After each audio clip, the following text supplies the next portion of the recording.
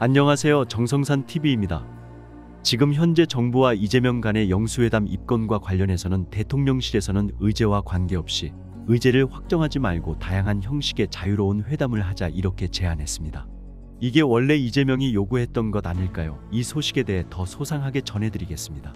항상 정성산TV 후원해주시는 모든 분들께 감사하며 가열차게 멸공, 정성산 T 좋아요, 구독 알림은 큰 힘이 됩니다. 더불어민주당 이재명 대표는 26일 영수회담 실무 조율이 난항을 겪는 상황과 관련 다 접어두고 신속히 윤석열 대통령을 만나겠다고 말했다. 이 대표는 이날 국회에서 열린 민주당 최고위원회의에서 오랜만에 하는 영수회담이라 의제도 정리하고 미리 사전 조율도 해야 하는데 그것조차도 녹록지가 않은 것 같다면서 그래서 다 접어두고 먼저 윤석열 대통령을 만나도록 하겠다고 했다. 이 대표는 복잡한 의제들이 미리 정리됐으면 좋았을 텐데 정리하느라 시간을 보내는 게 아쉬워 신속하게 만남 일정을 잡도록 하겠다고 말했다.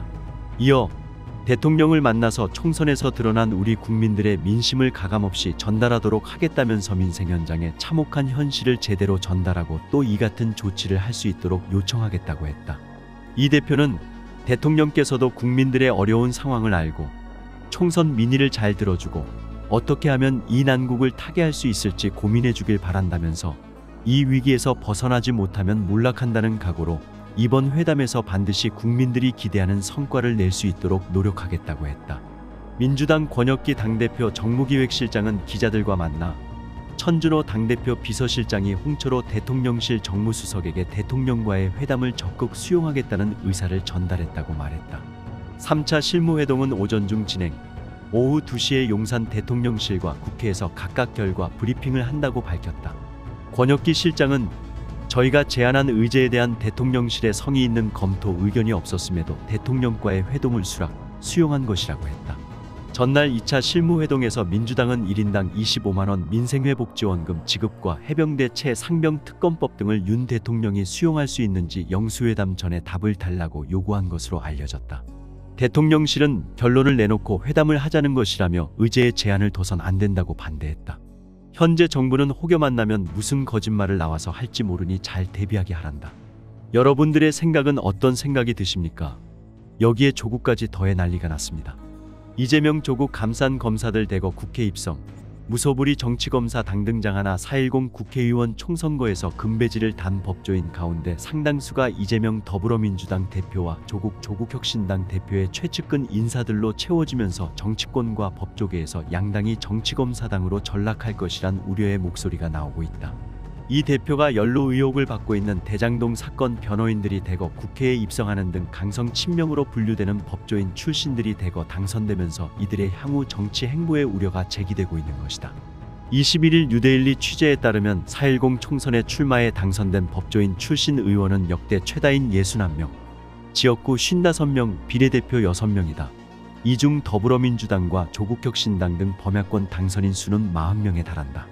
특히 민주당은 법조인 출신 37명이 당선되면서 민주당과 더불어민주연합이 차지한 175석 가운데 21%가 법조인으로 채워지게 됐다. 조국혁신당도 당선인 12명 가운데 3명이 법조인 출신으로 전체의 25%를 차지했다.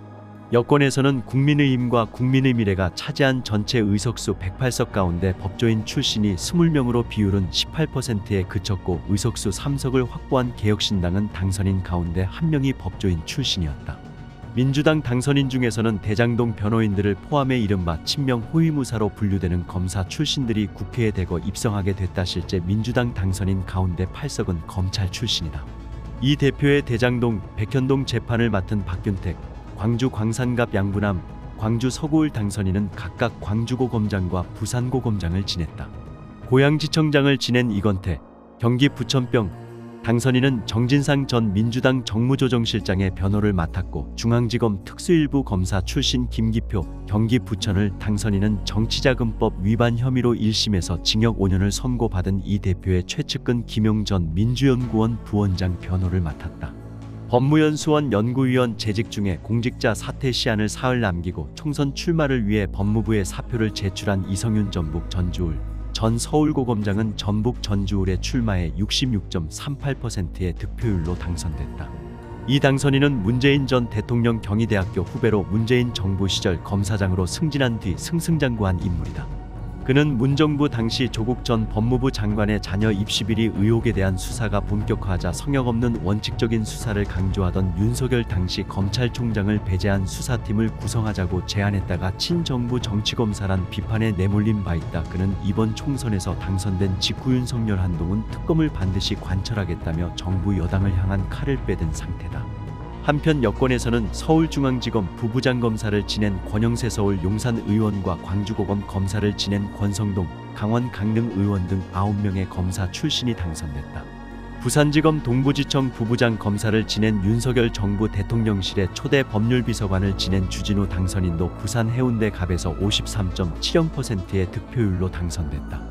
범야권에서 법조인 출신 당선인들을 대거 배출하면서 정치권은 이들의 당내 역할과 향후 행보를 예의주시하고 있다. 상당수 당선인들이 이 대표와 조 대표의 최측근 인사들로 현 정부와 여권에 강한 적대감을 품어온 인사들이기 때문이다. 일각에서는 이들이 자신을 전개로 끌어준 특정 인사를 위한 친위대를 자처할 가능성이 크다고 지적하며 견제 장치가 필요하다는 목소리가 나오고 있다. 실제 조국혁신당 비례대표 한 번으로 원내 입성에 성공한 박은정 전 광주지검 중요경제범죄조사단 부장검사는 추미애 법무부 장관 시절 검찰총장으로 재직 중이던 윤 대통령을 사퇴시키기 위해 찍어내기 감찰을 벌였다는 의혹으로 징계위원회에 회부되자 사표를 내고 검찰을 떠났다. 박 당선인은 검찰은 떠난 뒤로도 줄곧 윤 정부에 대한 비판 기조를 이어가던 중 조 대표가 신당을 창당하자 합류의 비례 한 번을 받았다. 박 당선인은 비례대표 후보로 발탁된 이후 남편인 이종근 변호사의 불법 다단계 사건 거액 수입 논란으로 비판에 내몰리기도 했다.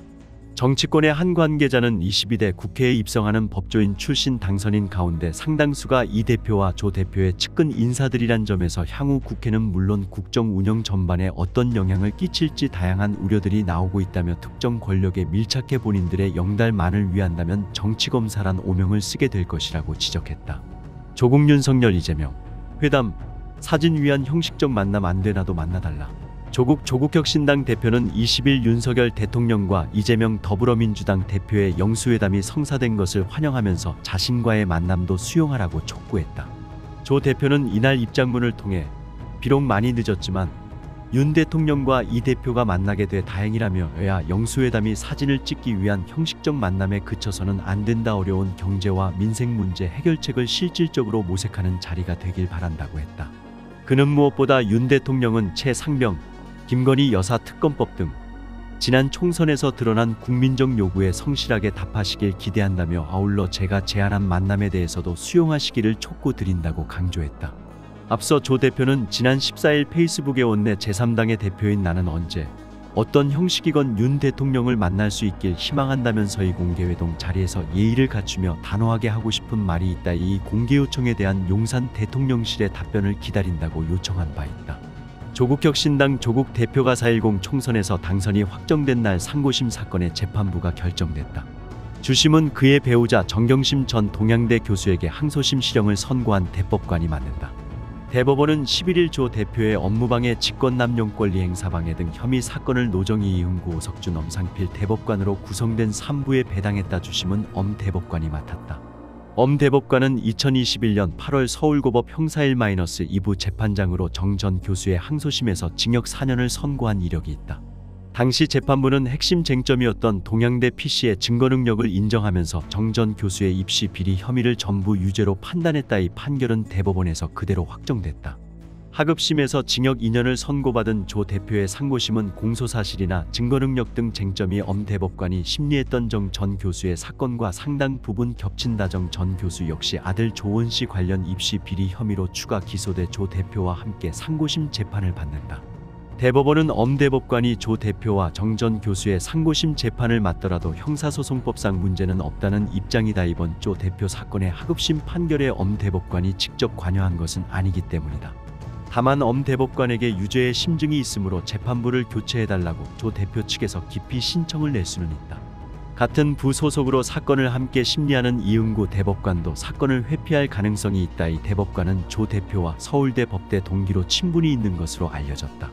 이 대법관은 2020년 9월 청문회 당시 이 점이 문제가 되자 실제 내용이 어떻든 저와 조국 전 법무부 장관과 친분이 보도됐기 때문에 회피 사유가 있을 것 같다며 회피를 적극적으로 검토할 것이라고 말한 바 있다.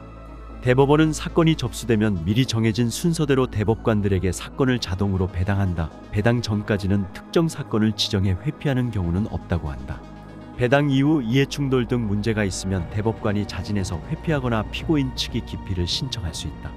회피 기피가 받아들여질 경우 사건이 다른 재판부로 재배당되거나 해당 대법관이 심리에 관여하지 않은 채 3명의 대법관만으로 판결을 선고할 수 있다.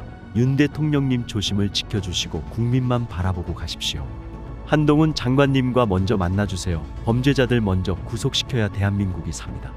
지금 범죄자는 범죄자일 뿐인데 우리가 바라는 건 그저 죄를 지은 사람 죄값받게 해달라는 것뿐인데 이 당연한 게 이루어지질 않고 있으니 상식적인 세상을 바라는 우리에게 있어선 현재 대한민국은 너무도 가혹합니다. 떨어지는 국민의식 국민성 때문에 지성인이 상식인인 많은 대한민국 국민들이 피해를 봐야 한다는 것도 짜증이 나고 권력만 있으면 범죄를 저질러도 자유롭게 살 수 있는 게 현재 대한민국이라는 것도 화가 나고 비정상적으로 흘러가는 게 지금 한두 개가 아닙니다. 언제 하나하나 다 고칠지 눈앞이 캄캄한데 그래도 뭐 어쩌겠습니까? 대한민국의 법치를 믿어야지. 죄를 지으면 언젠가는 그 죄값을 반드시 받는다는 이 진리를 믿어야죠. 그렇죠. 여러분, 조국의 깜방 입소가 대한민국 법치가 바로서는 그 신호탄이 돼주길 기대를 하면서 오늘 소식 마치겠습니다. 정성산TV 좋아요, 구독, 알림은 큰 힘이 됩니다. 후원해주시는 모든 분들께 가열차게 멸공.